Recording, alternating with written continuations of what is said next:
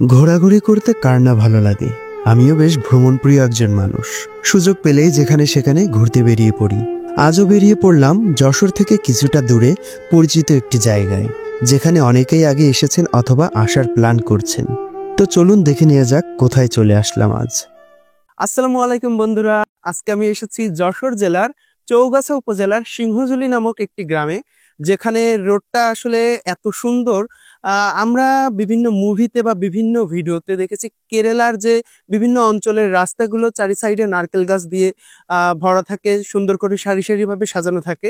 ঠিক আমাদের এইখানেও কিন্তু এই দেখেন সম্পূর্ণ এরিয়া জুড়ে চারিদিকে শুধু নারকেল গাছ আর নারকেল গাছ, রাস্তার দুই ধার দিয়ে এত সুন্দর একটা দৃশ্য এখানে তৈরি হয়েছে, চারি সাইডে শুধু নারকেল গাছ। রাস্তাটার নাম মূলত মল্লিক বাড়ি রোড।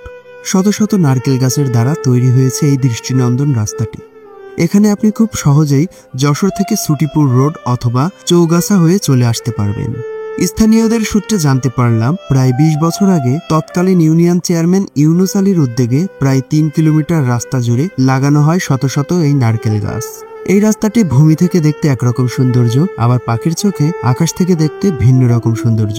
তবে দুর্ভাগ্যবশত এখানে যাওয়ার পর আমরা জানতে পারি আমাদের ড্রোনের মেমোরিটা ভুলে সাথে নিয়ে আসা হয়নি, যার ফলে মনে একরাশ দুঃখ নিয়ে স্ক্রিন রেকর্ডারের মাধ্যমে লো রেজুলেশনে কয়েকটা ভিডিও ধারণ করি। চলুন দেখে নেওয়া যাক রাস্তাটি আকাশ থেকে দেখতে কেমন লাগে। ভিডিও কোয়ালিটি লো থাকলেও সৌন্দর্যের কিন্তু কোনো কমতি নাই।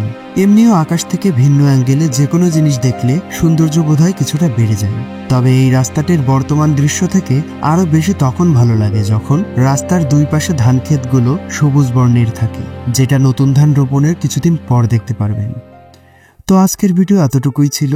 ভিডিওটি ভালো লাগলে প্রিয়জনদের কাছে শেয়ার করে দিতে ভুলবেন না। কমেন্ট করে জানাবেন এখানে কে কে গিয়েছেন এবং কে কে যেতে চান। এখনো যারা আমার পেজটি ফলো করেননি তারা ফলো করে দিবেন এবং ইউটিউব চ্যানেলটি সাবস্ক্রাইব না করে থাকলে অনুগ্রহ করে সাবস্ক্রাইব করে দিবেন। দেখা হচ্ছে পরবর্তী ভিডিওতে। ততক্ষণ পর্যন্ত ভালো থাকবেন। আল্লাহ হাফেজ।